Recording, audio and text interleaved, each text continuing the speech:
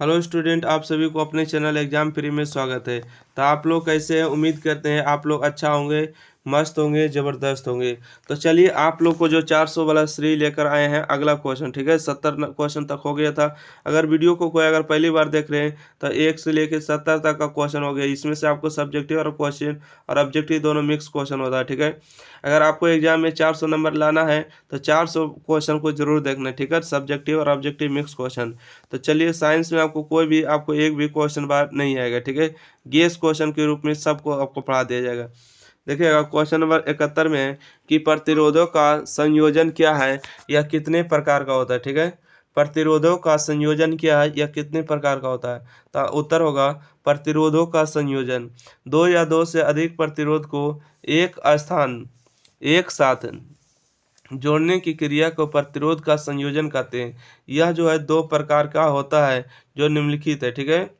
प्रतिरोध का संयोजन क्या है? दो या दो से अधिक प्रतिरोधों को एक साथ जोड़ने की क्रिया को प्रतिरोधों का संयोजन कहते हैं। यह दो प्रकार का होता है जो निम्नलिखित है। पहला श्रेणी क्रम, दूसरा होता है समानांतर क्रम संयोजन, ठीक है। समानांतर क्रम संयोजन, पहला शुरू का लाइन जो देख रहे हैं, देखिए, जब भी कोई अगर श्रेणी क्रम में जोड़ा जाता है तो श्रेणी क्रम का सूत्र यह होता है R1 plus R2 plus R3, ठीक है, सबको जोड़ दें। परंतु अगर समानांतर क्रम में जोड़ा जाता है तो उल्टा 1/R रिजल्टेंट होता है, 1/R1, 1/R2, 1/R3, ठीक है। अगला क्वेश्चन है, ठीक है, कि प्रतिरोधों का समूहीकरण क्या है? विद्युत परिपथ के साथ वर्णन करें। ये क्वेश्चन नंबर 71 का ही क्वेश्चन है, ठीक है। 71 और जो ई आपको क्वेश्चन लिखा गया है दोनों सेम है, ठीक है। अगला नंबर क्वेश्चन है कि प्लास्टर ऑफ पेरिस के निर्माण की विधि एवं उपयोग लिखे, ठीक है। प्लास्टर ऑफ पेरिस के निर्माण की विधि एवं क्या लिखे? उपयोग लिखे। आइएगा, तो आंसर होगा आपको कि प्लास्टर ऑफ पेरिस बनाने की विधि, ठीक है। प्लास्टर ऑफ पेरिस बनाने की विधि। तो जिप्सम के इस्पात के बर्तन में 373 केल्विन ताप पर गर्म करने से यह जल के 1.1/2 अणु को त्याग कर प्लास्टर ऑफ पेरिस बनता है। प्लास्टर ऑफ पेरिस के निम्नलिखित उपयोग है, ठीक है। पहला उपयोग है शल्य चिकित्सा में टूटी हड्डियों को सही जगह पर स्थिर रखने के लिए प्लास्टर करने में, ठीक है। पहला पॉइंट है कि शल्य चिकित्सा में टूटी हुई हड्डियों को सही जगह पर स्थिर रखने के लिए प्लास्टर करने में।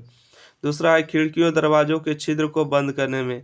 तीसरा है खिलौने सजावट के समान मूर्तियां तथा साँचा बनाने में। खिलौने सजावट के समान मूर्तियां तथा साँचा बनाने में। अगला है प्रतिरोधक अग्निरोधक पदार्थ बनाने में, ठीक है। अग्निरोधक पदार्थ बनाने में। नेक्स्ट क्वेश्चन आइएगा, 73 नंबर क्वेश्चन में कहा गया है कि संयोजी इलेक्ट्रॉन क्या है, ठीक है। सोडियम परमाणु में स्थित संयोजी इलेक्ट्रॉन की संख्या लिखें। आपका आंसर देखिएगा, संयोजी इलेक्ट्रॉन क्या है? सोडियम परमाणु में स्थित संयोजी इलेक्ट्रॉन की संख्या लिखें। तो लिखिए, आपका आंसर होगा संयोजी इलेक्ट्रॉन। किसी तत्व के बाह्यतम कक्षा में उपस्थित इलेक्ट्रॉन की संख्या संयोजी इलेक्ट्रॉन कहते हैं, ठीक है।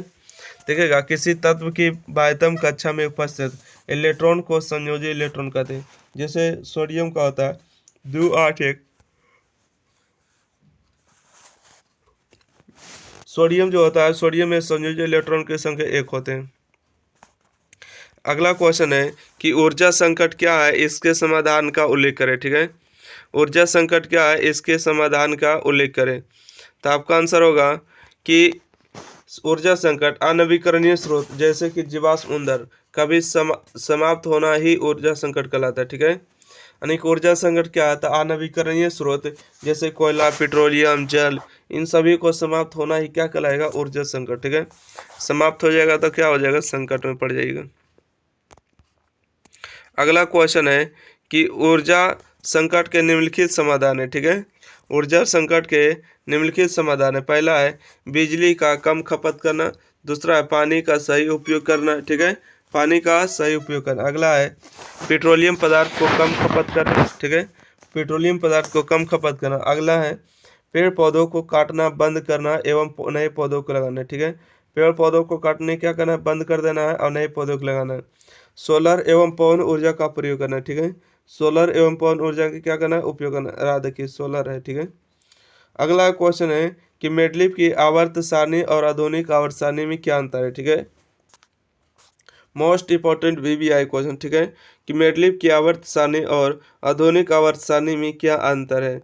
या तो आपको क्वेश्चन ऐसे भी पूछ सकता है कि आधुनिक आवर्त सारणी और मैडलिब की आवर्त सारणी की में तत्वों की व्यवस्था की तुलना करें, ठीक है।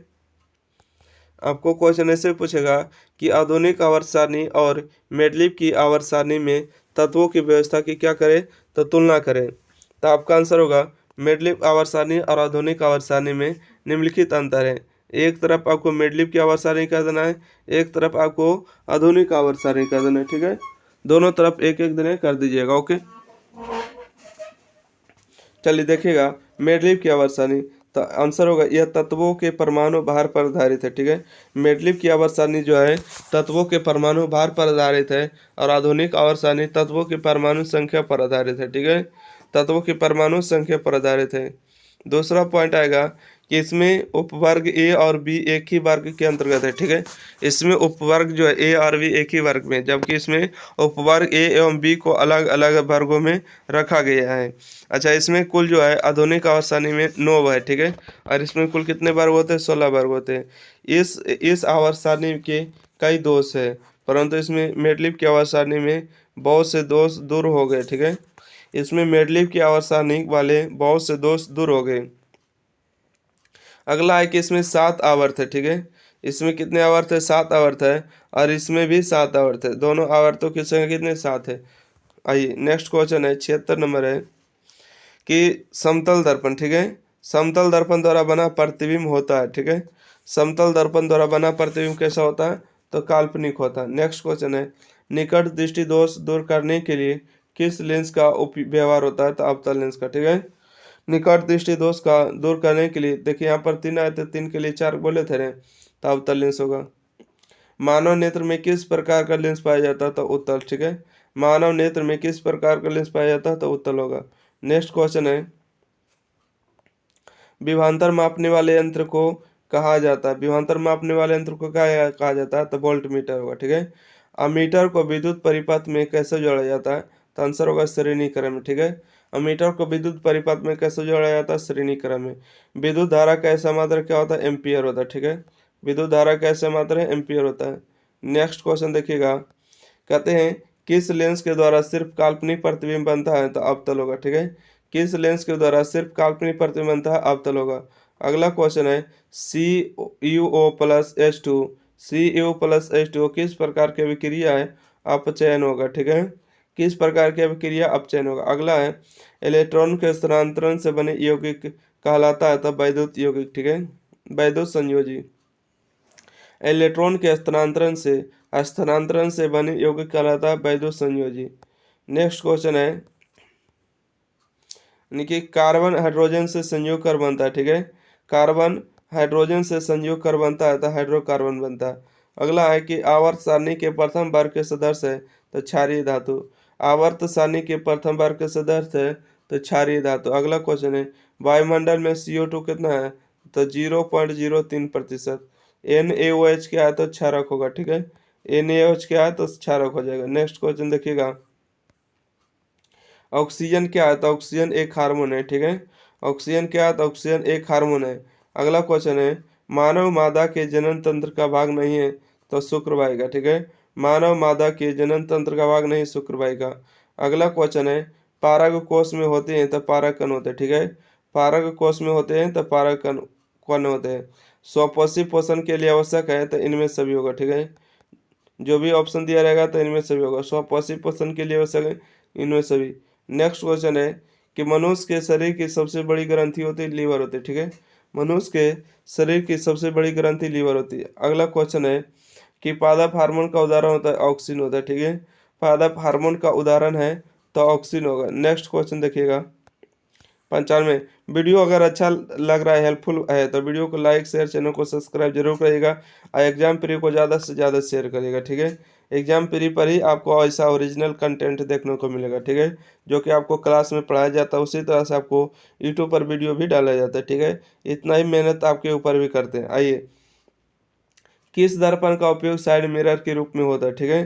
किस दर्पण का उपयोग साइड मिरर में होता है, तो उत्तल दर्पण का। नेक्स्ट है विद्युत धारा के ऊष्मीय प्रवाह पर आधारित एक विद्युत उपकरण का नाम बताएं। तो विद्युत बल्ब होगा, ठीक है। विद्युत धारा के ऊष्मीय प्रवाह पर आधारित एक उपकरण का नाम बताएं, विद्युत बल्ब होगा। जल का अपवर्तनांक कितना होता है? तो 1.33 होता है, ठीक है। जल का अपवर्तनांक कितना होता है? 1.33 होता है। तो यहाँ से आपको जो है सब्जेक्टिव क्वेश्चन देखने को मिल रहे हैं।